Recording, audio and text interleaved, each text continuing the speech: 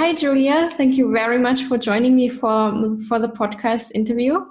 And for those who don't know you, because I already had some time to have a look at your website, could you introduce yourself shortly? Yeah, sure. So thank you again for having me as well. So my name is Julia. I work as a rapid transformational therapist, and basically what I do is I combine hypnosis with NLP and cognitive behavioral therapy. So I work with clients who deal with like depression, anxiety, trauma, and things like that. That sounds really interesting. Would you like to explain a bit more how you got into this field? Yeah, so basically for a couple of years I worked as a nurse. I worked as a psychiatric nurse, and that's kind of what got me into mental health, but also because I had depression myself. So I was always trying to find ways to become better and feel happier without using like medications or going to a psychologist. I kind of just did like all the self-development stuff on my own. And I actually went to a Tony Robbins event last year, Unleash the Power Within, and I kind of just like clarified my mission and what I wanted to do with my life. And that's when I discovered Marissa Pierce's RTT program. That sounds really cool. I just heard that you have been to Tony Robbins. Would you like to tell us a bit more about your experience over there? Yeah, so Unleash the Power Within is a 5-day event, and basically they're really long days. They're like 18-hour days, and it's meant to kind of just like push you beyond your limits. And it's basically all about, overcoming your fears and your limiting beliefs, but doing it in a sense of community and being like open and vulnerable in a group of like, it was like 10,000 people. So you were constantly like pushing your boundaries by expressing yourself and being open to meeting new people and sharing your story. And basically what you come to find is that everyone has the same fears, the same beliefs, and through that process we're able to figure out why we have those limiting beliefs and connect with each other on it. And that was a way to help us kind of break through the limiting beliefs as well. And if we go a bit more in the topic, because like to the podcast mainly there are female entrepreneurs listening, and on the way of becoming an entrepreneur, there are of course like many blocks and beliefs we have to overcome, and maybe some of them we will never get rid of them completely, but we just need to learn to live with them and not to let them stop us.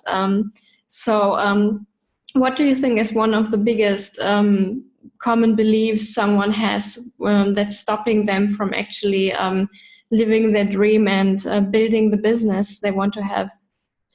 I would say the fear of not being good enough. I think that's really common and the most common limiting belief for everyone. So it's pretty deeply rooted because, of the conditioning we have and how we're raised and additional factors. But among my practice, that is one of the biggest limiting beliefs that people have is like, I'm not good enough, so I'm not worthy. And I can't build this successful business for myself because I ultimately don't deserve it, So I think that's one of the biggest challenges being an entrepreneur is like realizing, okay, I know my mission, I know my purpose, and I can do this, and I am enough. And me helping other people or whatever it is that the individual is doing is actually, impacting the world. So it's much bigger than just I'm not enough. It's like expanding yourself to help other people as well. And if there are like these limiting beliefs, would you like to share like maybe one of your favorite tips, what actually people could do to start releasing them a bit? Yeah, I think for me it's pretty general. It's the normal like self-love stuff. Self-love goes a little bit deeper. It's not just taking care of yourself daily, but it's like meditating and doing things that like nourish your mind, body, and soul. I would say that to overcome a limiting belief, it does take a lot of work and time, but as long as the person is consistent and make effort towards it, that's the biggest thing. And, it's one of those things where you have to work on all the time, every day. And even though sometimes you're going to feel better and you will feel good enough, there will be days where you hit like a roadblock or, some kind of failure, and it'll knock you down.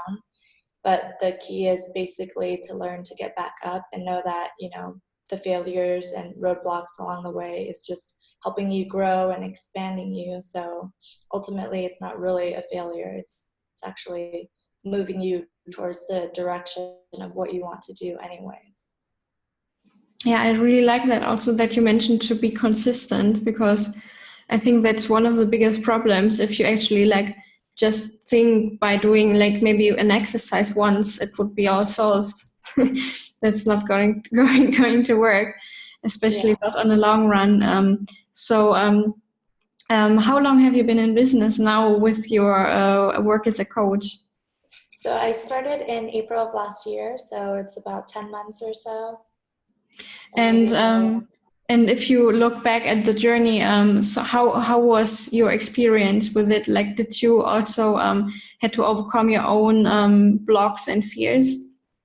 Yeah, definitely. While I was doing the RTT training and even the NLP training, it's like we're like constantly working on all of our limiting beliefs and, things that we have deeply ingrained in us.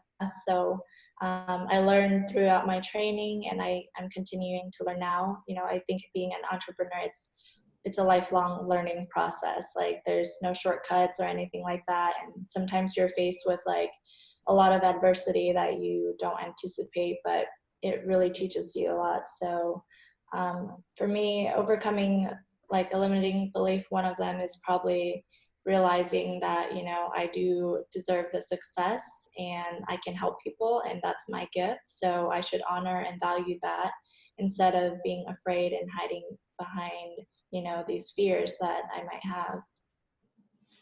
And if it's, for example, if another person is just starting out and has these blocks, do you have any advice for them?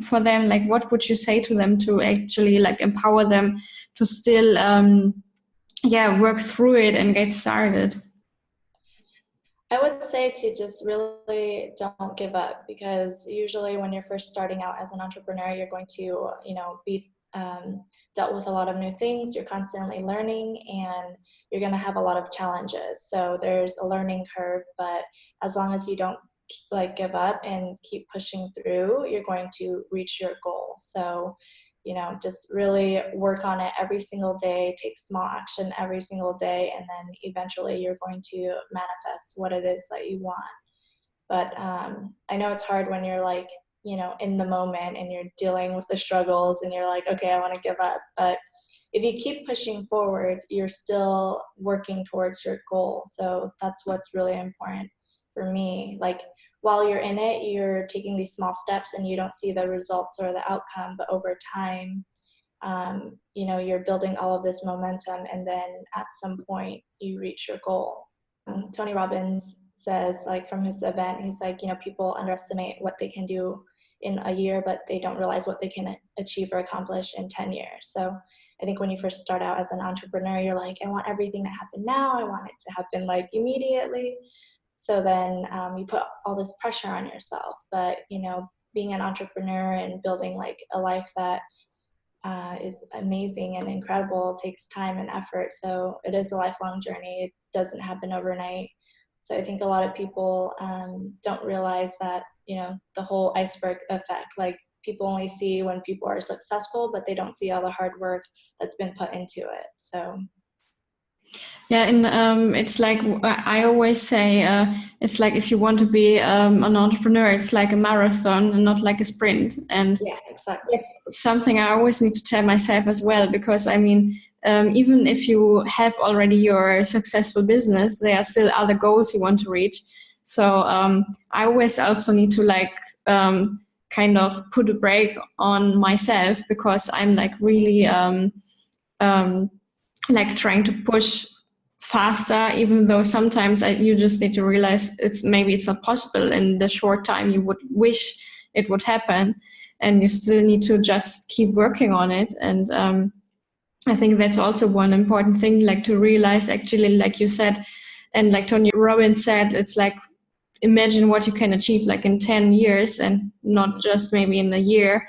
Yeah. And I think especially now with all the social media and sometimes even people not maybe even being themselves, for example, on Instagram, I think it's even putting more pressure on people probably, like to think like, oh my God, I want to become this amazing person.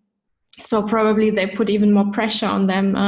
How would you actually, what would you recommend to others who in their process of building their business are actually comparing themselves a lot with others? Because I know that happens a lot.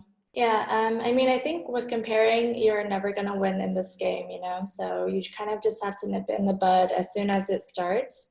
I mean, you can't really compare an apple to an orange, so you have to just think like everyone is on their own journey, everyone has their own purpose, and what they're doing does not take any value away from you. So it comes back to that whole belief that I am enough. So when you believe that you are enough, nothing anyone else does is going to make you feel like you're not worthy or not good enough. And on top of that, like what you were saying, when you're trying to build a business, you kind of are doing this like manic manifesting. I don't know if you've heard of this term from Gabrielle Bernstein. Mm-hmm. But basically, it's like you're trying to push to make things happen, but eventually what that leads to is you become burnt out, and then you kind of like, you know, want to give up, or you just feel really stressed out, and it's not really healthy. So while you're building a business, I think it's really important to realize that, yes, you need to do things to move you towards your goals, but there also has to be a balance. So if you're pushing yourself overboard and working like 18 hours a day, it actually doesn't really move you any faster. It's actually hindering you because you might burn out, or you might like affect your health. And, you know, a lot of things can happen when you're trying to manifest that way. At least from my experience, I know like part of the lesson that we're learning as well is to learning to love the journey, which I think that's really hard for a lot of entrepreneurs because you have all these goals that you want to reach. So yeah, I mean, I think the most important thing is to take action every day, but still don't push yourself too hard. Like, have a good balance with everything else that you're doing so you're not burning yourself out. Yeah, I think burnout or like really being totally overworked is like also a really big point, because I know in my like my surrounding entrepreneurs, the ones I know, like many of them who are younger than me, they are especially like working like crazy. So they get up in the morning and then they work up during night. Some of them, they don't even eat. And I think that's so unhealthy. And I find it to be much more unproductive. Even like you said, you might not achieve more by just actually working maybe 18 hours a day. Yeah. So is there anything like maybe an easy exercise or something you could recommend to someone who is like working like crazy to actually calm down a bit? I would say prioritizing is a really good thing to do. So the book 7 Habits of Highly Effective People has this time matrix, and it's basically 4 quadrants where you split up, like maybe you have a to-do list for the day, and you put down like the most important things that you need to do, and you prioritize. So for me, if I can get 3 to 4 things off of my list done a day, and those are the biggest things, then it's really good. Like, then I've done a lot. I think what happens is people create like an entire to-do list, and then they look at it and they're overwhelmed, and then they kind of just, you know, work on whatever they feel like is necessary, but they're not really looking at how much it's helping them. So when you prioritize, you're putting the most important tasks on top. Maybe they're more like time consuming, but overall it's gonna help you maintain a balance, you know. And, you know, being in charge of time management is like really one of the keys to being an entrepreneur. It's like you have to balance your to-do list, your schedule, and then also, you know, like blocking out time for yourself, whether it's to meditate, to read, to dance a bit, or whatever, so like when you kind of schedule everything in, I think it really helps with balancing yourself instead of letting yourself like go into overdrive and work mode and, going crazy over it. Yeah, I remember when I started like many years back, and it was kind of all about work and kind of no hobbies involved anymore. And it even led me to, because I had these people I really admired, and I was like, wow, that's so cool. I want to be something like that. And then once I achieved that, actually, I was like, well, okay, and now? So I was like, actually, I've had this goal in my mind a few years back to become a successful retoucher, so working for big magazines and stuff. And at this end, when I reached it, I was actually not even fulfilled. And I think that's also one point that happens. If you work too much, you don't really have time to actually reflect and think about whether this thing you had in mind a while ago is still what you actually want to do now. Because I think goals can change over time, and maybe what you had in mind a year ago is not the same or something like that. So always, like you said, blocking some time for oneself is really important to actually know where you are and what you want to do, because otherwise your mind is just too busy to actually think about your goals anyway. Yeah, and I think the other thing as well that you said is kind of like, when you're constantly chasing success, you might reach there, but once you get there, you don't feel fulfilled. So I think this happens for a lot of people, even the most successful people. They are chasing their goals constantly, and then once they get there, they feel this like emptiness and void. So I think it's really important to kind of enjoy yourself along the journey, but also like realizing that you have a purpose and like aligning yourself with that, so that, you're happy in the present moment, even before you reach the goal. Because if you're just chasing the goal, like you said, you're going to get there and feel like empty and fulfilled. So I think that's a really common problem for a lot of people, and that's why like so many people can reach the top and still like be depressed or have anxiety and just like overall unhappiness. What I also find is really helpful is actually if you think about your values and then see if it kind of maybe matches, or if you can match it with your business. So if it fits all together, what do you think about that idea of like checking the values and trying to match it? Yeah, I definitely think values are really important in your life and in your business. You work as a coach as well, so I think that's like one of the first exercises that I do with a new client is, clarifying their values, because sometimes people have deep-rooted values, but they're actually living life or building a business not according to these values. So when you're not living according to the values, then you have this disconnection, and that's kind of where the unfulfillment comes in, right? Yeah, totally. I totally have been there a few years back. So that's It happens to all of us. There's also, I guess, kind of the reason why so many of us actually start with the coaching business, because we have been at this point and we know how it is and how you actually can go out of it again and achieve what you really want to. So would you like to share a bit more about your journey? Like, how was it like? How did you actually start as a psychiatric nurse? Like, was it always like a dream of yours, or was it like because something happened and then you decided to go for it? Yeah, so being a nurse was always like one of my dreams since I was like a teenager. It was something that I was just naturally inclined to. I always had this very like caring personality, and I love taking care of people. So I went into nursing because I wanted to help people in one way or the other. And then I actually always loved psychology as well. I love like studying the mind and behaviors and all of those things. But I just decided that being a nurse would be better because it's more hands-on and you could work in multiple different areas when you're a nurse.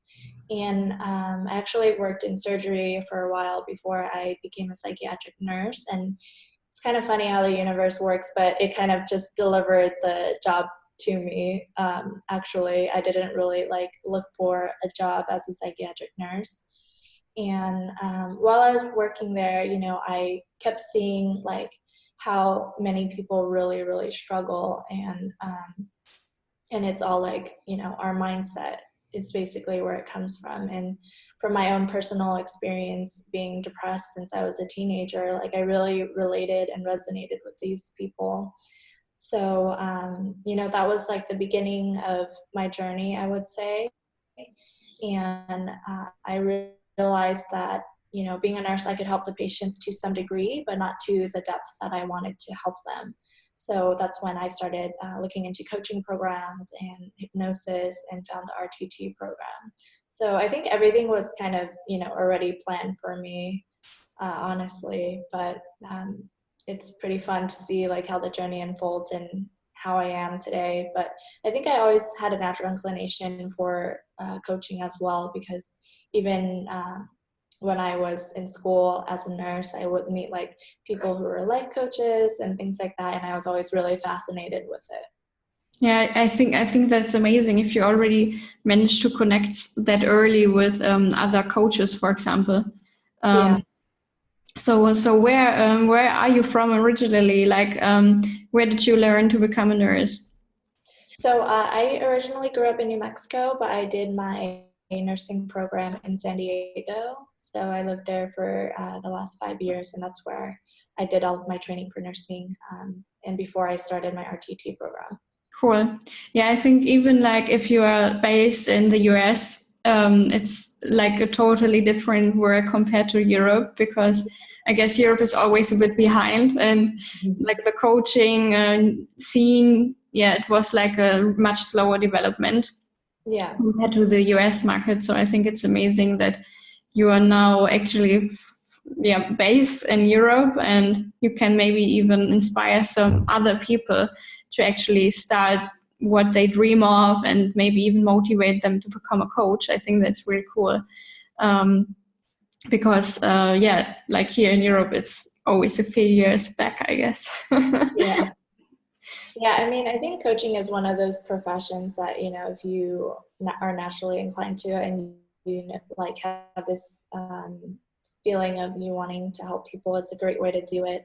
I think psychologists work really well as well, but it's different approaches, Mm-hmm. So it's being able to combine a little bit of both. Yeah, I really love this as well, because it's I think you can always connect much deeper with the people. And I think it's a huge difference actually in working as a psychologist, for example, compared to a coach, because I myself, I would always be, I think, more open and feel more related to a coach compared to maybe a psychologist I see every week and go to a clinic or something. And it's a much more, I think, a much more private surrounding, and you feel more secure, I think. Yeah. I mean, I think it's always a good combination of both, you can have one side and the other, and they work whatever is best for you, honestly, because some people might prefer one over the other, but everyone is different. So, but I think in both fields, what's really interesting that I've noticed is that, whether you're working as a coach or a therapist or a nurse, the people that come to you, the clients, they're always also a reflection of you. So you might be helping the clients, but they're also helping you in one way or the other as well, So it's this relationship that you can build and nourish between each other is really amazing. Cool. Thank you very much. I will now come back to 3 questions I ask all my people I interview. Is there any maybe a favorite book or a favorite podcast you have you would recommend to the listeners?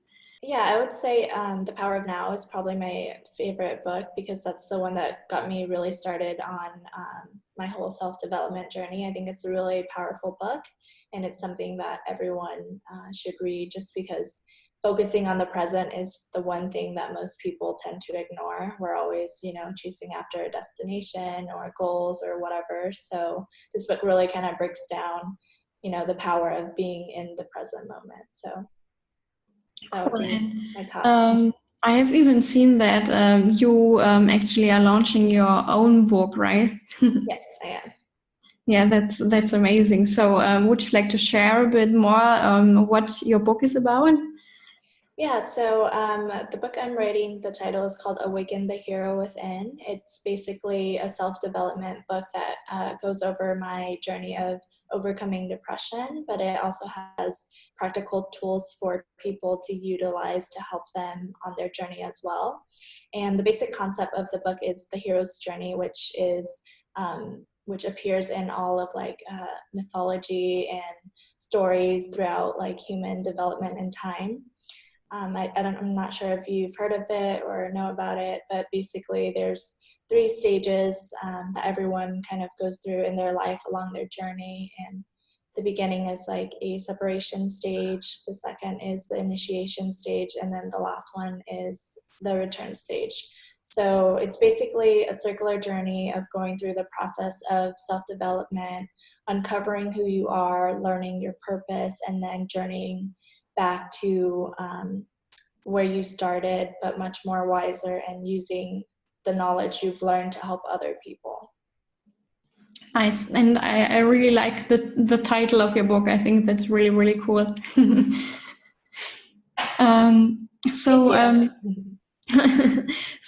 Is there any like quote or saying you would say you kind of live by or that inspires you every day? I think one of my favorite quotes is, and this is also in my book, but it's the wound is where the light enters you. So this has always been something that resonated with me just because that's how my whole journey started. And I know a lot of people who are suffering and they don't realize that, their wounds are actually where the light enters. Like the quote, it's like that's where everything starts and that's how you learn and you grow, and it's actually an entire process of you becoming who you're meant to be. Like the wounds and the pain is where we learn about ourselves and the world around us and to outgrow it as well. Cool. That's a really, really nice quote, I think. Really nice. So for the last question, if there would be anything you could give to the people or like change in the world and you had like a kind of a magical wand, what would it be?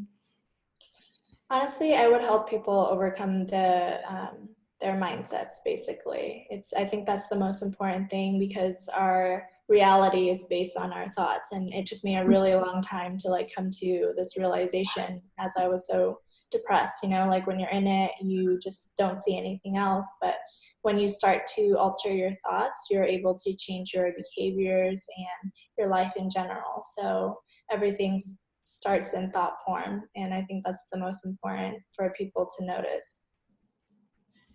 Cool, thank you very much. And if people would like to find you and read or see more about you, what would be like the best source? Probably your website? Yeah, so my website is www.thedreamlifefoundation.com, and it'll have all of my information as well as my book release on there as well. Cool, thank you very much. And of course, you can check out the web link of Julia in the comments or in the show notes if you would like to learn more about her. And thank you very much, Julia, for being a guest on my podcast. Thank you for having me.